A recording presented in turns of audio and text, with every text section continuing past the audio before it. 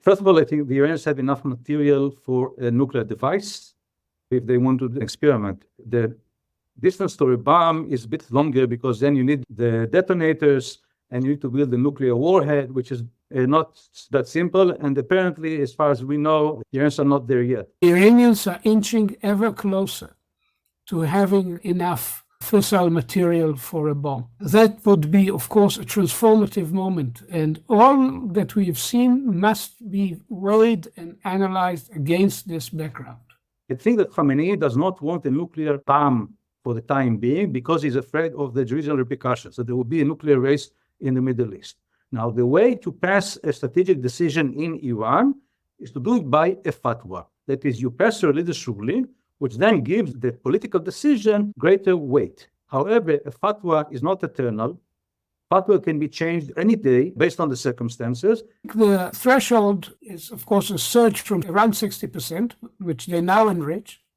By the way, putting the lie to the famous fatwa allegedly of Khamenei that they are not seeking a nuclear weapon, there's no purpose whatsoever for enriching to 60%, other than as a stepping stone to 94%, which is a weapon grade level of uranium enrichment.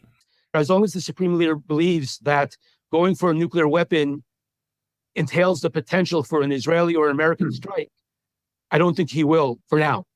But he will continue going up the nuclear asymptote more and more and more and more, but not crossing that line. But they might down the road cross it. He's afraid of the Americans. He is paranoid about the Americans. He is certain that the U.S. is adamant to destroy the Iran government. And therefore, I think his nuclear bomb is first and foremost aimed against the U.S.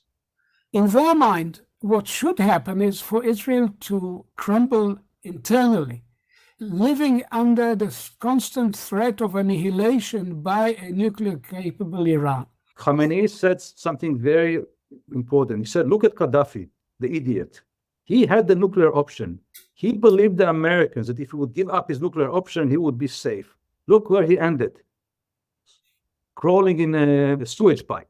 The Iranians have done a pretty good job of convincing the United States that if we come after them, they're going to go berserk and it's going to result in a regional conflagration. So therefore, the U.S. is just better off taking it on the chin and tolerating these Iranian activities. One of the key problems with the JCPOA, the Iran deal, we allowed Iran to dictate and limit the deal to what they wanted it to cover, which is the nuclear issue only, while letting them believe that they would get all the benefits of stopping all of their malign activities. The aims are horrible. They're rational in the sense they're not a suicidal nation. They don't want Iran to be destroyed. They need to think twice before they take a step that would put them directly in harm's way. Maybe not only Israel, but others as well would feel obliged to act. Iran has demonstrated proclivity for doing things that we in the West would not consider to be fully rational.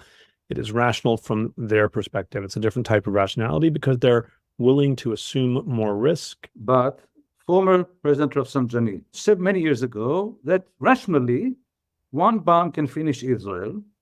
Iran and the Muslim world are much larger, therefore they can sustain first strike and second strike. This is a rational argument. Nuclear weapons can destroy Israel, we can survive nuclear war. If there are further movements by the Iranian regime towards breakout, that too could risk catastrophic consequences for Iran.